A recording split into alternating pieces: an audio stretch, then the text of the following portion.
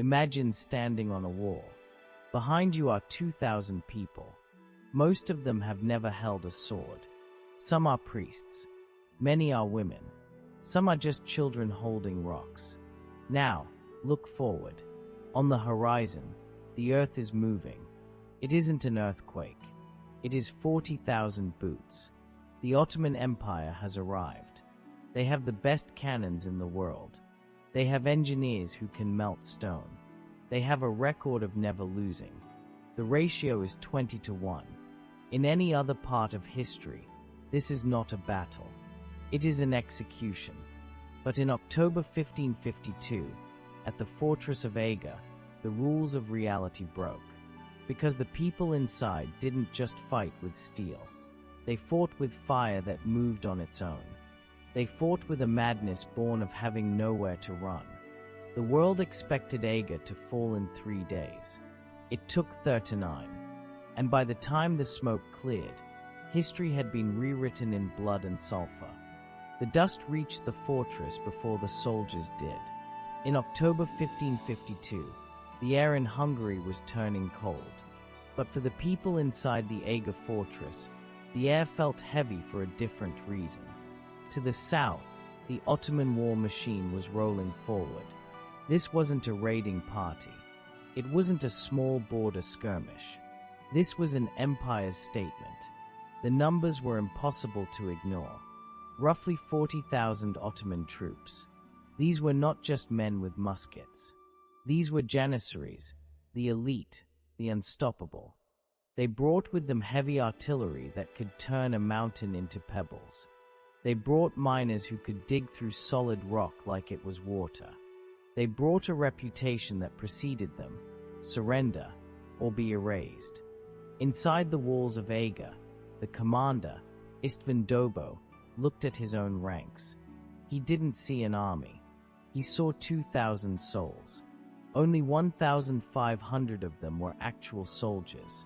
The rest were farmers who had fled their burning fields.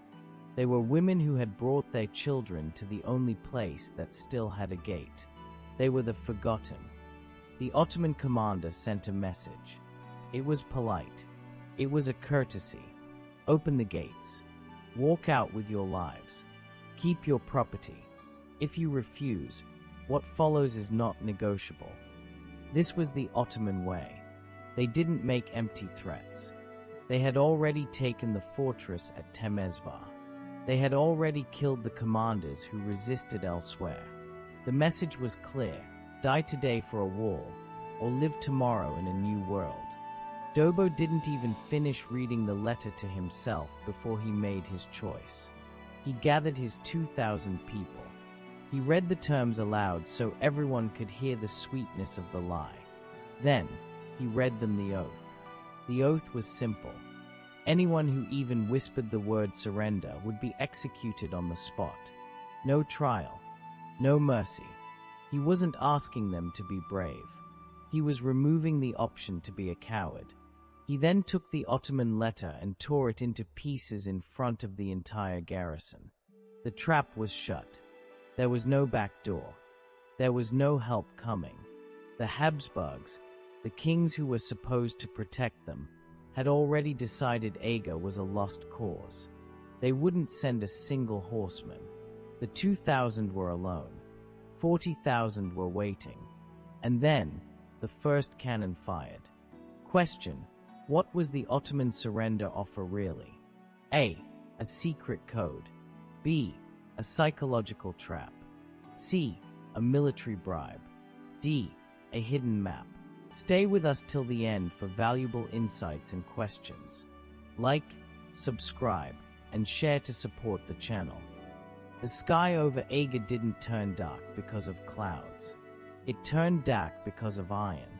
On September 9th, 1552, the Ottoman artillery began its work. These weren't small field guns. These were monsters. Some could throw stones weighing hundreds of pounds. The sound was the first weapon. It was a continuous, unbroken roar that vibrated in the teeth of the defenders. It didn't stop for an hour. It didn't stop for a day. It lasted for weeks. The walls of Eger were old. They were stone and mortar. Against this kind of power, they shouldn't have lasted. But István Dobó knew a secret about sieges. A wall is only as strong as the people fixing it. He created a rotation, a machine of human flesh. One group fought, one group slept, one group repaired. When a cannonball smashed a hole in the stone, repair teams didn't wait for the dust to settle. They moved in while the air was still hot. They stuffed the gaps with earth, wood, and the bodies of the fallen. They turned the stone fortress into something flexible, something that could bleed but not break. But the Ottomans weren't just throwing stones. They were throwing lives. The first infantry charge was a sea of white turbans and shimmering steel. Thousands of soldiers rushed the slopes. They brought scaling ladders. They brought fire. They screamed as they climbed. At the top of the walls, the defenders were waiting. This was not a clean battle. It was a nightmare of gravity. The defenders didn't just use swords. They used the earth itself. They pushed the heavy ladders back, watching men fall 60 feet to their deaths. They threw rocks the size of human heads. Among the defenders, a new kind of soldier emerged, the women of Eger. They weren't supposed to be there, but the math was failing. There weren't enough men to hold the line and carry the supplies, so the women stepped into the gap. They hauled cauldrons of boiling water to the parapets. They carried burning pitch. When the Janissaries reached the top of the wall, they didn't just find soldiers. They found mothers and daughters who fought with a ferocity that defied logic. By the end of the first week, the base of the wall was a graveyard. The Ottomans had lost hundreds. The defenders had lost dozens. In a normal war, that's a victory. In Eger, it was a countdown. Every defender lost was a hole that couldn't be filled. And then, the water ran out. The wells inside the fortress were never meant for 2,000 people. As the heat of the fire and the dust of the rubble filled their throats, the survivors realized they had a new enemy, one that was already inside the walls. Thirst. The siege was no longer just about cannons.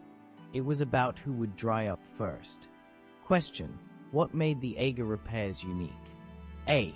Secret Roman cement. B. Magic stone spells. C. Live repair teams. D. Metal reinforcement. As the water ran dry, the Ottoman commanders made a calculation. If the walls wouldn't break from the outside, they would break from the inside. They brought in the specialists, the miners. These were men who lived in the dark. They didn't carry swords, they carried picks and gunpowder. They started digging.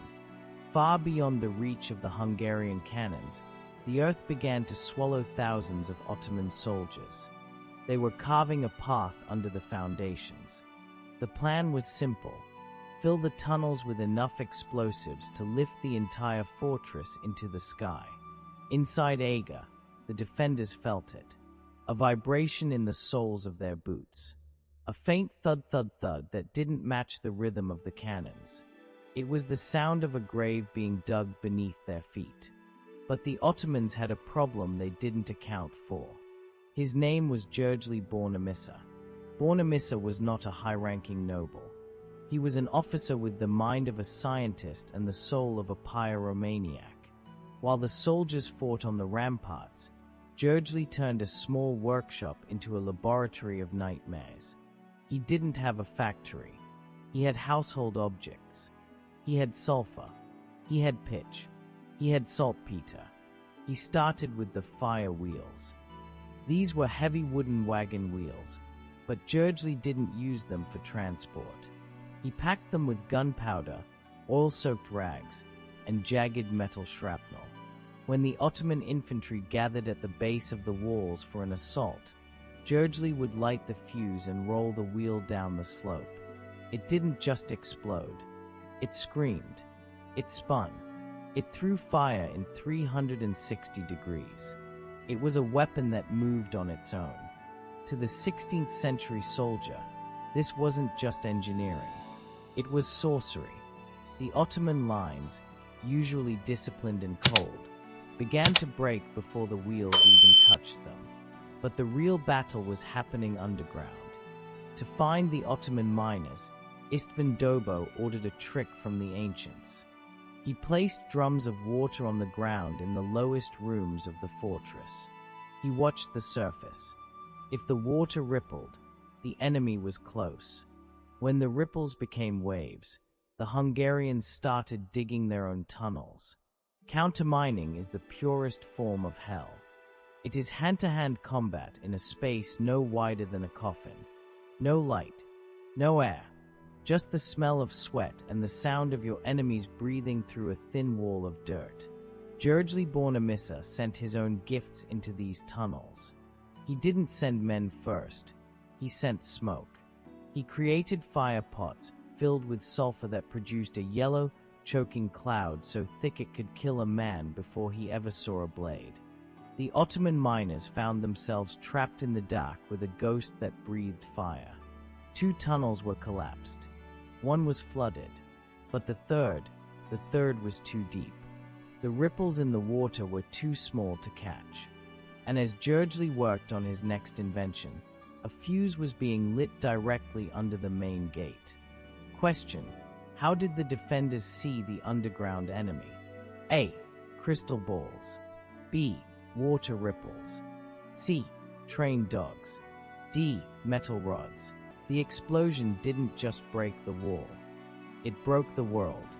A section of the Eger fortress, once solid stone, lifted into the air and disintegrated.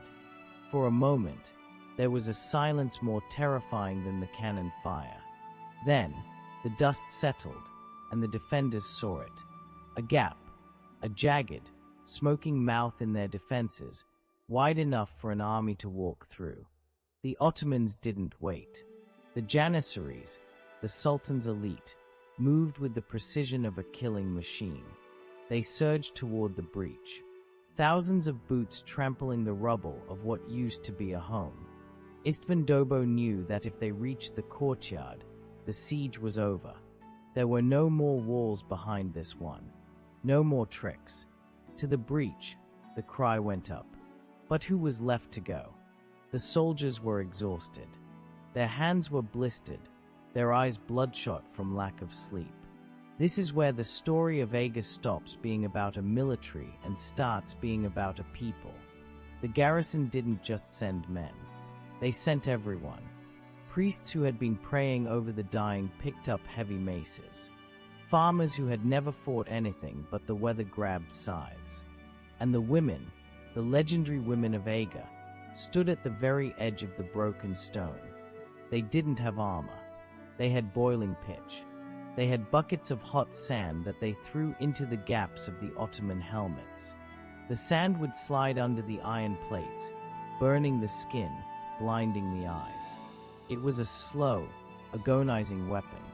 In the middle of the smoke, Gergely Bornemissza unleashed his masterpiece.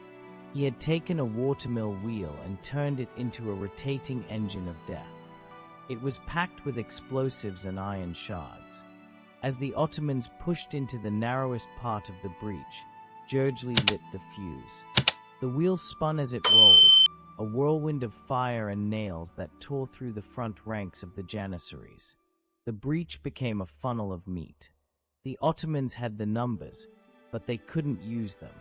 Only 50 men could fight at a time in that narrow gap, and those 50 were meeting a wall of people who had decided that living was no longer the goal. Surviving was the goal. The fighting lasted for hours. It was fought with teeth, with fingernails, with broken pieces of the wall itself. Dobó stood in the center, his sword red, his voice gone. He didn't give orders anymore. He just stood as a pillar. As the sun began to set, the impossible happened. The Ottomans, the greatest army in Europe, began to step back. They looked at the pile of bodies in the breach. They looked at the women covered in soot and blood who refused to move. The momentum had snapped. The elite troops of the empire turned their backs on a broken wall and retreated to their tents. Inside Eger, there was no cheering. There was only the sound of 2,000 people breathing, realizing they were still alive. But the walls were now held together by corpses and mud. They couldn't survive another hit like that. The Ottomans knew it, too. They sat in their camp, watching the smoke rise, waiting for the cold to do what their cannons couldn't. Question: what unconventional weapon blinded the Janissaries? A. Black pepper. B. Heated sand. C. Reflective mirrors. D. Holy water. The cannons stopped. By mid-October, the thunder that had defined life inside Eger for 39 days suddenly vanished. In its place was a silence so heavy it felt like it could crush the remaining walls. But for the defenders, this silence was not a gift. It was a countdown. The fortress was a hollow shell. The wells were dry, forcing the survivors to lick the moisture off the stone walls. The food was gone. They were eating leather straps and boiled grass. Out of the original 2,000, nearly half were dead or so badly wounded they couldn't stand. Those who remained on the ramparts weren't soldiers anymore. They were ghosts held together by István Dobó's oath. But outside the walls, a different kind of decay was setting in. The Ottoman camp, once a city of 40,000, was shivering. The Hungarian winter was arriving early. The supply lines, stretching hundreds of miles back to Istanbul, were fraying. Horses were dying of cold. Disease was spreading through the tents like a wildfire. The Ottoman commanders sat in a heated tent, looking at the map. They had spent more ammunition on Eger than on 3 other cities combined. They had lost thousands of their best men to fire wheels and boiling sand. The Janissaries, the men who feared nothing, were starting to whisper. They said the fortress was cursed. They said the women on the walls weren't humans, but demons sent to protect the pass. Morale is a fragile thing. It is the fuel of an empire. And at Eger, the fuel had run out.